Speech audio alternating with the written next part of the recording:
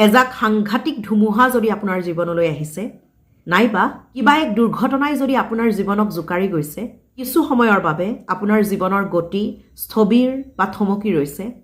আপুনি মানসিকভাৱে বা শাৰীৰিকভাৱে থিয় হ'ব নোৱাৰাকৈ দুৰ্বল হৈ পৰিছে কিন্তু তাৰ পিছতো আপুনি যদি থিয় হৈছে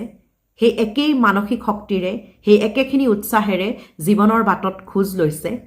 তেনেহলে আপোনাৰ এই শক্তিশালী গুণটোৰ ইংৰাজীত এটা নাম আছে ৰেজিলিয়েন্স এই ইংৰাজী শব্দটোৰ অৰ্থ হৈছে the ability or capacity to recover quickly from difficulties and টাফনেছ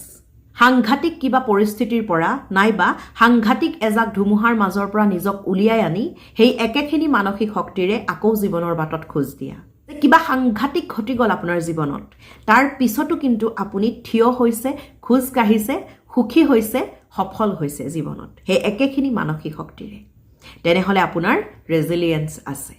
his resilience after the accident was so' inspiring যে তেওঁৰ দুৰ্ঘটনাটোৰ পিছৰ যি মানসিক শক্তি সেয়া সঁচাকৈয়ে শলাগিবলগীয়া আনৰ বাবে উৎসাহজনক he proved his resilience by working hard after his mother's death her resilience is an inspiration to others আপোনাৰ যদি ৰেজিলিয়েন্স আছে তেনেহলে আপুনি এজন ৰেজিলিয়েণ্ট পাৰ্চন এই ৰেজিলিয়েণ্ট শব্দটো হৈছে এটা adjective Shi is a resilient person don't worry about him he will অভাৰকাম